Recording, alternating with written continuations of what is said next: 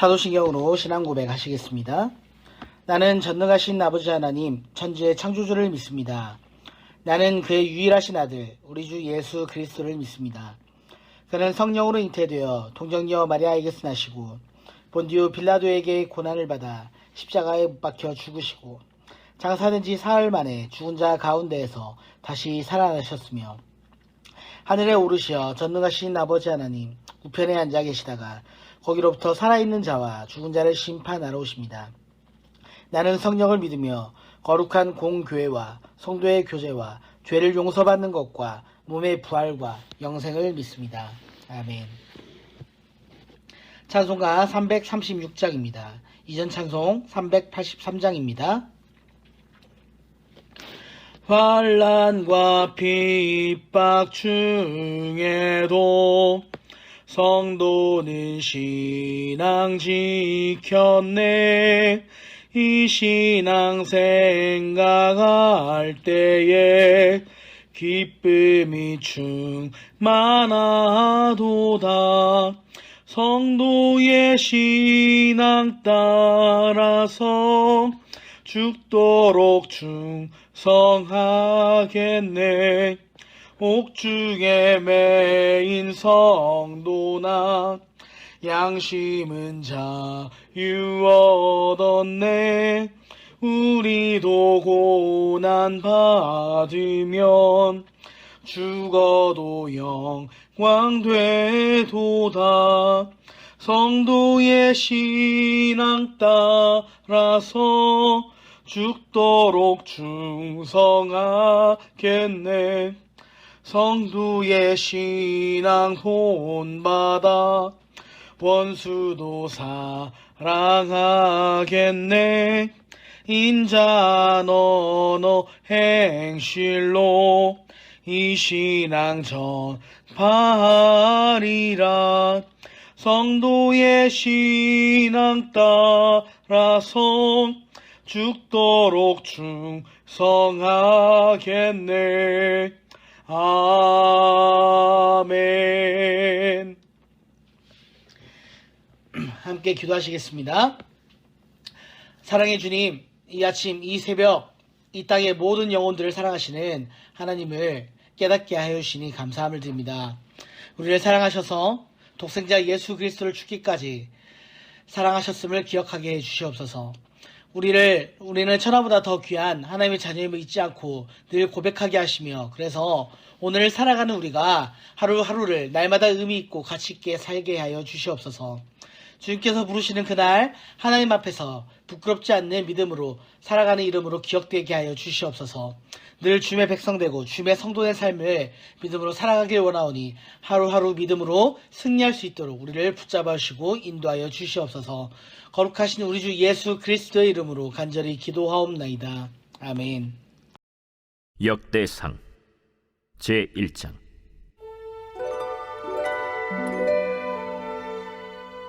아담, 셋, 에노스, 게난, 마할랄렐, 야렛, 에녹, 무두셀라, 라멕, 노아, 셈, 함과 야벳은 조상들이라. 야벳의 자손은 고멜과 마곡과 마대와 야완과 두발과 메섹과 디라스요. 고멜의 자손은 아스그나스와 디밧과 도갈마요. 야완의 자손은 엘리사와 다시스와 기띔과 도다님이더라. 함의 자손은 구스와 미스라임과 붓과 가나안이요. 구스의 자손은 스바와 하윌라와 삽다와 라마와 삽드가요. 라마의 자손은 스바와 드단이요. 구스가 또 니므롯을 낳았으니 세상에서 천년거리며. 미스라임은 루딤과 아나밈과 르하빔과 납두힘과 바드루심과 가슬루힘과 갑도림을 낳았으니 블레셋 종족은 가슬루힘에게서 나왔으며, 가나안은 맏아들 시돈과 헷을 낳고 또 여부스 종족과 아모리 종족과 기르가스 종족과 히위 종족과 알가 종족과 신 종족과 아르왓 종족과 스말 종족과 하맛 종족을 낳았더라. 셈의 자손은 엘람과 아수르와 아르박삿과 룻과 아람과 우스와 훌과 게델과 메색이라. 아르박삿은 셀라를 낳고 셀라는 에벨을 낳고 에벨은 두 아들을 낳아 하나의 이름을 벨렉이라 하였으니 이는 그때 땅이 나뉘었으며 그의 아우의 이름은 욕단이며 욕단이 알모닷과 셀렙과 하살마웻과 예라와 하도람과 우살과 디글라와 에발과 아비마엘과 스바와 오빌과 하윌라와 요밥을 낳았으니 욕단의 자손은 이상과 같으니라.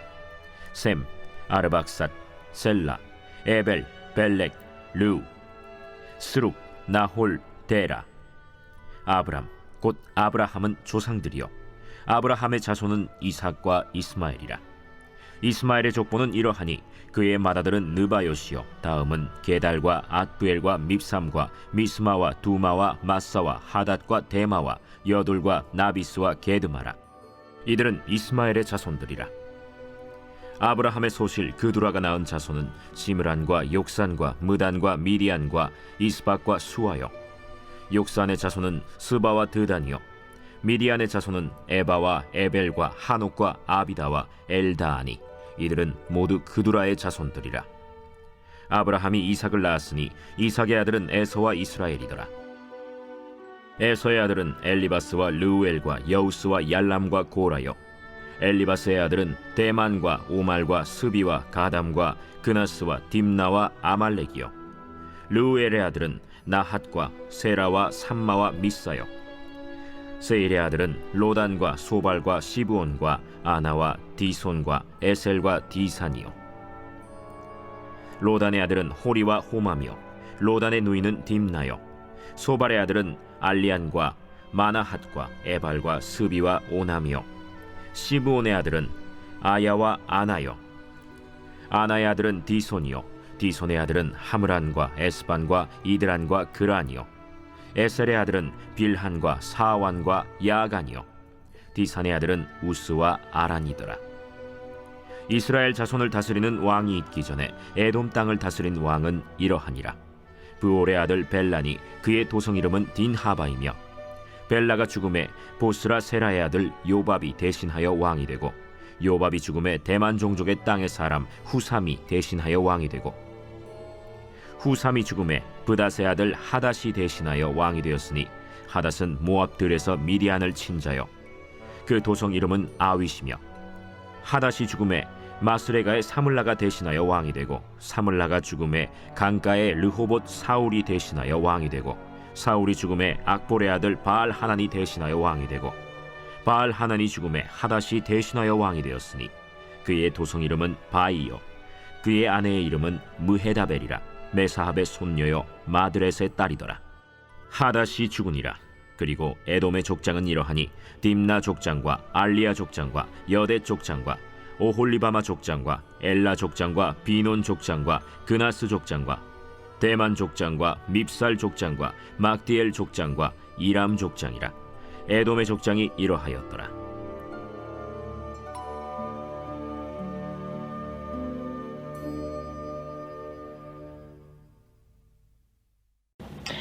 역대상 1장은 이름으로 시작해서 이름으로 끝이 납니다.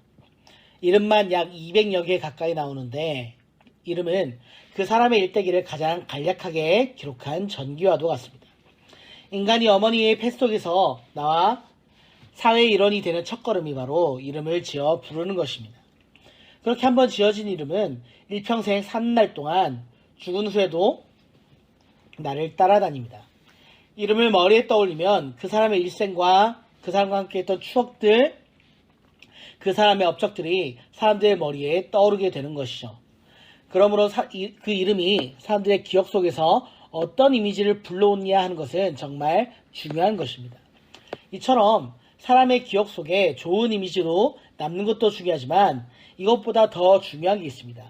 그것은 하나님 앞에서 부끄러운 이름이 아니라 자랑스러운 이름으로 기억되는 일입니다. 먼저 역대상의 1장의 구조를 보면 1절로부터 27절까지는 아담에서 아브라함까지의 족보, 28절로부터 33절까지는 이스마엘의 족보를, 34절로부터 42절까지는 에서의 족보, 43절로부터 54절까지는 에돔 땅을 다스린 왕의 족보를 기록하고 있습니다. 오늘 본문을 보시면서 혹시 어떤 생각이 드셨습니까? 혹시 지루하다는 생각이 들지 않으셨나요?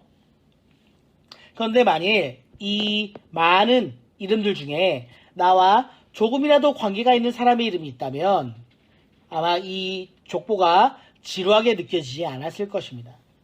그 사람의 이름이 나올 때까지 기다리고 또 기다리면서 그 사람을 생각하면서 읽었을 것입니다. 제가 아는 어떤 분이 영화를 보고 마지막 엔딩 자막이 올라가는데도 일어나지 않고 끝까지 영화관에 앉아서 크레딧을 다 보고 있었던 적이 있었습니다. 그 이유를 묻자 그분이 이렇게 이야기했습니다. 그 영화에 자기가 아는 사람이 조연으로 출연했기 때문에 그 사람의 이름이 나온 것을 직접 보기 위해 끝까지 기다렸다라는 겁니다. 영화에 출연한 사람 중에 그것도 조연으로 출연해서 비중이 별로 크지 않은 배우였지만 그 사람은 자신이 아는 사람이었기 때문에 다른 엑스트라처럼 별 볼 일 없는 사람으로 기억되지 않은 것입니다. 어느 누구도 주목하지 않는 사람의 이름이라고 할지라도 나와 관계가 있는 사람의 이름이 특별할 수밖에 없는 것처럼 나와 관계 있는 사람의 이름이 기록된 책 또한 그 사람의 이름이 있다는 이유만으로 큰 의미를 갖게 되는 겁니다. 성경에 기록된 족보를 읽을 때마다 어떤 생각을 하십니까? 만일 내 이름이 성경에 기록되어 있다면 족보를 읽는 일이 결코 지루하지는 않을 겁니다. 그런데 이것을 한번 생각해 보십시오. 성경에 기록된 족보는 하늘나라 생명책에 내 이름이 기록되어 있음을 보여주는 예표와도 같은 의미를 지니고 있다라는 겁니다. 그리고 내 이름이 어떤 의미로 기록되는가는 오늘 내가 어떠한 삶을 어떻게 살아갔냐에 따라서 결정이 난다라는 것이죠. 하나님으로부터 특별한 선택을 받았던 이스라엘 백성들은 강대국에 의해 나라를 빼앗깁니다.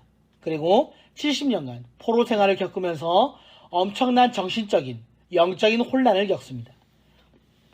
왜냐하면 그들의 머릿속, 생각 속에서 떠나지 않았던 한 가지 의문이 있는데 그것은 바로 이스라엘이 과연 하나님의 선택받은 민족인가 하는 질문입니다. 이처럼 하나님으로부터 선택받은 백성이 멸망당하고 그것도 모자라 비참한 포로 생활을 해야만 하는 혼돈 속에서 이스라엘 백성들에게 가장 필요한 것이 무엇이겠습니까? 그것은 바로 그들의 정체성을 회복하는 일이었습니다. 오늘 본문 1절의 말씀을 함께 보겠습니다. 아담, 셋, 에노스. 아멘. 여기를 보면 족보가 아담으로부터 시작을 해서 셋과 에노스를 이야기합니다. 이스라엘 백성들에게 있어서 믿음의 조상은 아브라함이죠. 그렇다면 아브라함부터 족보를 시작해도 될 것 같은데 왜 아담으로부터 족보가 시작되고 있는가? 이렇게 기록한 데에는 이유가 있습니다. 이스라엘의 족보가 아브라함이 아닌 아담으로부터 시작하는 것은 아담의 죄로 인해서 죽을 수밖에 없는 인간을 구원하시기 위해 하나님께서 이스라엘을 선택하셨음을 보여주는 것이죠. 그래서 족보는 아담으로 시작해서 노아에 이르고 그 이후에 노아의 자손들이 세상에 퍼져나가는 것을 보여준 후에 셈의 족보론교가 하나님이 아브람 한 개인을 선택하셨고 아브라함의 이름을 아브라함으로 바꾸어 이스라엘 민족에 대한 정체성을 확인시켜 주십니다.